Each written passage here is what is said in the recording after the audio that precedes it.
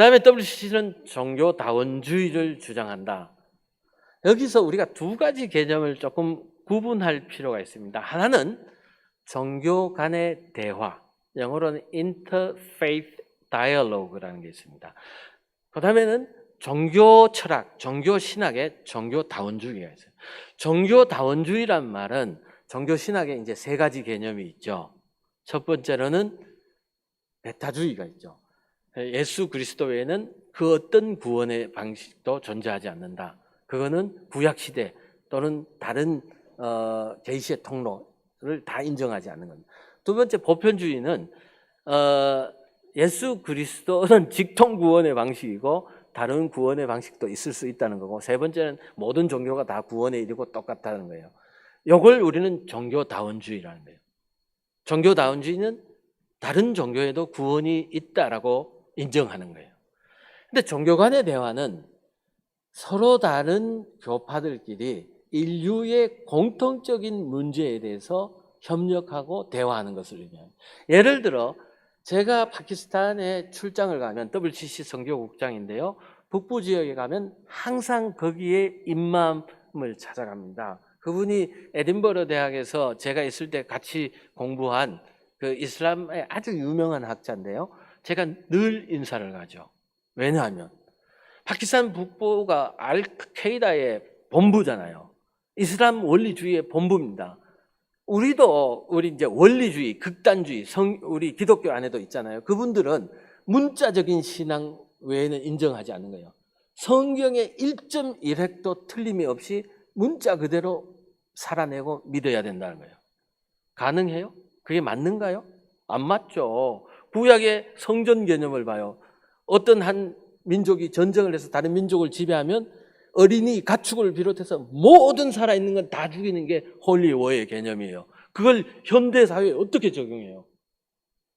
그건 예수님이 없을 시대, 율법의 시대에 있었던 법이고, 예수님이 오면 사랑의 법이 생겨났는데 그 율법의 시대의 법을 현대에 그대로 해석 없이 적용할 수 있나요? 없습니다. 무식하고 편하게 신앙생활을 하는 사람들이 있는 그대로 1.1획도 틀림없이 그대로 구약의 신학을 믿으려고 하는데, 그 율법주의를 폐하러 예수님이 오신 거 아니에요. 그런데 왜 그 율법주의를 지금도 주장하고 살아내려고 하는? 근데 파키스탄 북부에 가면 똑같은 사람들이 있어요. 쿠란, 이슬람의 경전을 공부할 필요도 없이 앉아서 외기만 하면 걔네들의 주장으로는 천국에 가서 부인 80명을 거느린대요. 그래서 미국, 호주, 영국에 있는 10대들을 다 끌어모아서 율법 학교를 만들고 거기서 쿠란을 애들이, 조그만 애들이, 10대 애들이 그냥 교육의 전부가 그거 외우는 것밖에 없어요. 다른 교육은 없어. 해석을 거부하는 거예요. 우리 기독교의 위대함은 우리나라에 와서도 마찬가지고, 복음이 전해지는 곳마다 그곳의 문화와 언어와 대화에서 성경을 우리나라 말로 번역하고 우리 삶에 친숙하게 들어와서 우리를 변화시키고 구원하잖아요. 이슬람은 쿠란 외에는 아랍어만 성스러운 언어고 다른 언어로 절대 번역을 허용하지 않습니다.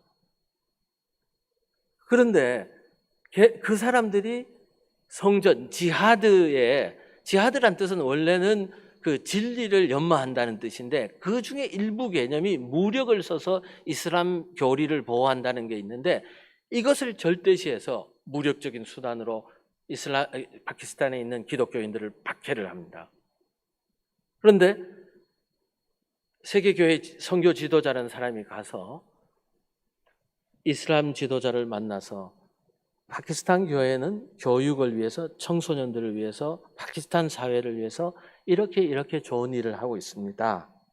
기독교 신앙이 파키스탄 사회를 풍요롭게 하는데 도움이 됩니다. 또 저희 세계교회협의회는 여러분들이 이런 과제에 어느 곳에 학교를 짓는데 저희가 지원하겠습니다. 어느 곳에 병원이 필요하다는데 지원하겠습니다. 십자가를 달 수가 없으면 괜찮습니다. 우리는 병원을 지원하겠습니다. 이렇게 만나서 협의를 합니다. 그 협의마저 안 하면요, 파키스탄에는 단 한 명의 기독교인들도 생존할 수 없을 정도로 박해가 심한 거예요. 그래서 교회 지도자는 우리 총회장님 보고 청와대에서 불교 지도자, 가톨릭 지도자 다 모여서 대통령님하고 밥을 식사를 하시고 국정에 사회 통합에 대해서 논의하는데 나가지 마라. 종교다원주의다. 어떻게 그렇게 할 수 있습니까?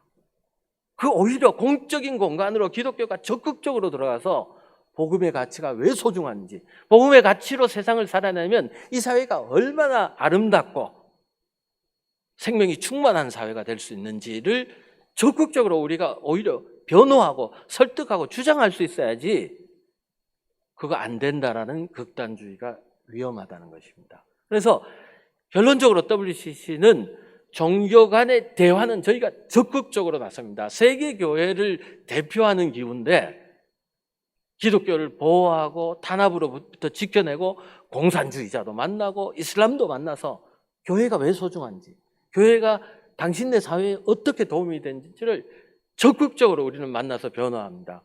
그리고 기독교가 다른 종교와도 협력해서, 예를 들어 어느 나라에 가면, 북한도 마찬가지지만 이 수혈 시스템이 되지 않아서 사람에서 피를 뽑아가지고 바로 옆에 사람한테 수혈을 합니다.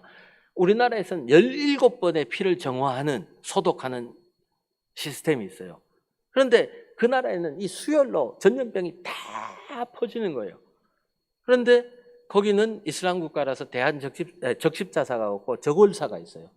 그런데 병원을 하나 세우는데 자기네가 예산이 부족했는데 세계 교회들이 좀 할 수 있느냐? 하죠. 왜냐하면 복음을 전할 수 있는 기회니까 우리가 함께 협력하고 도와줍니다.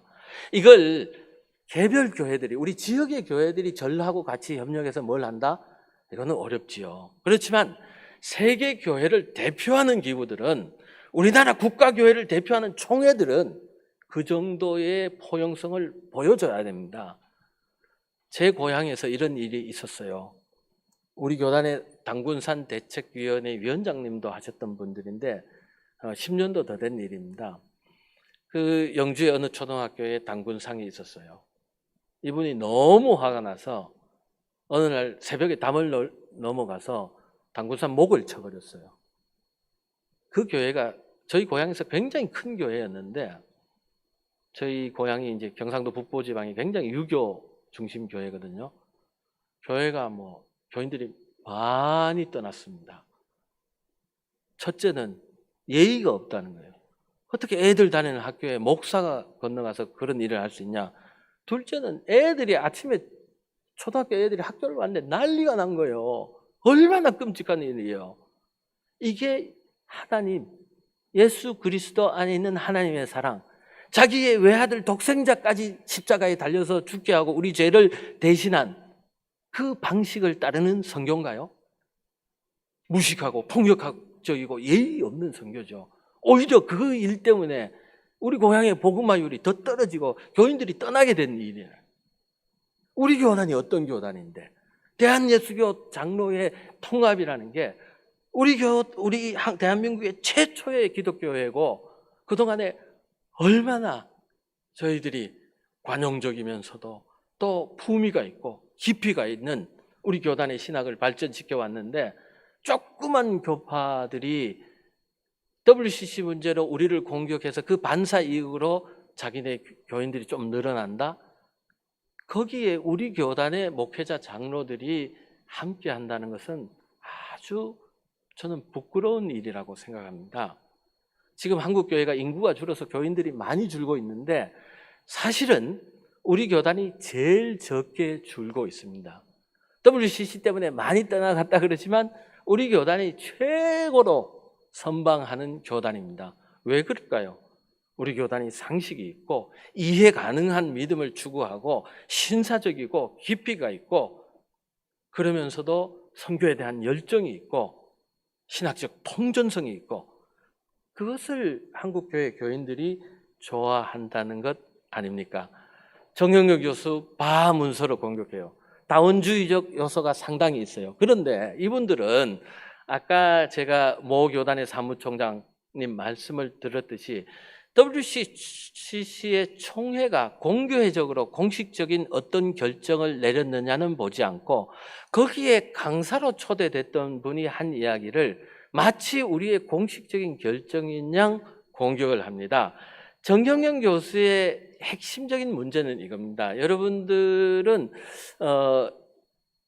주로 그 정경영 교수가 한 그 초원제란 퍼포먼스에 대해서 이제 많이 우리가 비판을 하는데, 저는 그것보다도 더 심각한 문제가 성령론에 있어요. 정경영 교수님은 그게 기독교의 영이든 다른 종교의 영이든 인간을 해방시키는 영은 다 성령으로부터 왔다, 이런 주장을 해요. 바 문서에도 그런 약간의 냄새가 나는 신학적으로 조금 이상한 부분이 있는 게 사실이에요. 그런데 이걸 WCC 캔버라 총회가 채택을 했느냐 안 했느냐가 중요합니다. 제가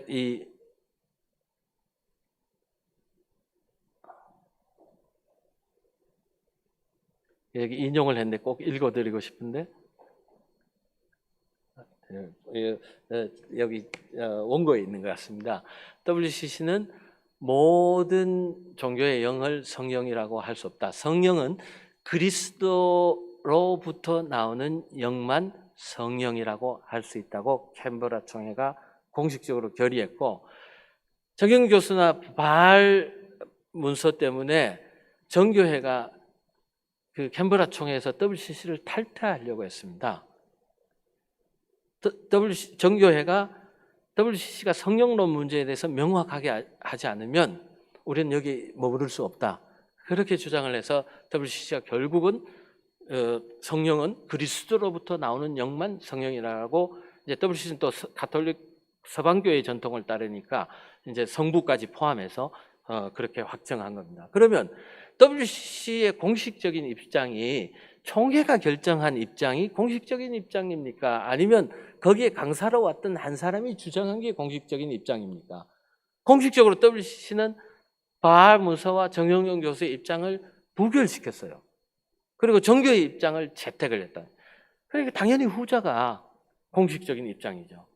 우리 교단에도 말씀드렸지만 뭐 한두 분 그런 생각을 가지신 분들이 있었지 않습니까? 제가 알기로는 합동교단에도 그런 신학적인 주장을 하는 분이 있어요. 그런데 합동교단의 다원주의자적 견해를 갖는 신학자가 한 분 계신다고 해서 우리가 합동교단 전체가 다 종교다원주의자다, 이렇게 이야기하면 그거는 논리의 비약이 아닙니까? 합동교단의 총회를 통한 공식적인 결정을 보고 우리가 판단해야 되는데, 이 다원주의 문제를 의도적으로 왜곡해서 어떤 한 사람의 개인의 주장을 인정하는 것은, 그걸 전체의 주장으로 보는 것은 맞지 않다. 물론 다원주의자 있습니다. 소수입니다. 우리 교단 안에도 있어요. 다른 교단 안에도 있어요. 그렇지만 그 교단 전체가 다원주의라고 하는 것은 옳지 않다. 종교 간의 대화는 교회가 소수자의 종교로서 박해를 받는 지역에 정말 생존이 걸린 문제입니다. 그래서 타종교회의 상대적인 가치를 인정하고 접근하는 것이 중요합니다. 사도 바울 선생께서 아레오파고스 설교를 하실 때 그리스 전도를 하기 위해서 너희 아덴 사람들아 종교심이 많도다, 그리스의 종교를 악마라고 부르지 않았어요. 그 종교들이 니네가 unknown God, 이름도 모르는 하나님을 예배하고 있는데 그 하나님이 누군지 내가 알려주겠다. 그게 아레오파고스 설교의 전부잖아요. 그러면서 뭐라 그래요? 그 그리스의 종교는 몽학 선생이다, 가정교사다, 이렇게 긍정적으로 평가를 해주잖아요. 그렇지만 바울이 그리스의 종교에 구원이 있다고 얘기하는 건 아니잖아요. 우리가 아파트의 옆동에 살고 있는 불교 신자를 만날 때 당신들은 악마입니다, 이렇게 하면 전도가 될까요? 그분들이 아주 좋은 가정이고 또 좋은 사회에 대한 기여를 하고 있다면 당신들 좋은 사람입니다. 그렇지만 여기에 참된 진리와 구원의 길이 있습니다. 선교에 있어서 접근할 때는 우리가 다양한 선교적 정책과 방법들을 동원해서 할 수 있는 거예요. 그런데 그걸 사도 바울의 성취론적 입장, fulfillment theory라고 그러는데, 이걸 그럼 바울도 종교다원주의자가 되는 거예요. 우리가 그런 독단, 그런 좁은 신학, 배타적인 신학으로 예장통합의 정체성과 뿌리를 가두어 버리면 우리는 어머니 교단 될 수 없다고 생각합니다. 적어도 우리 예장통합같이 한국교회 최초의 교단, 가장 뿌리가 깊은 교단은 신학적 스펙트럼이 통전적이고 개방적이고 넓게 갖고 있어야 이 사회의 다양한 변화와 요구와 변동들을 담아낼 수가 있습니다.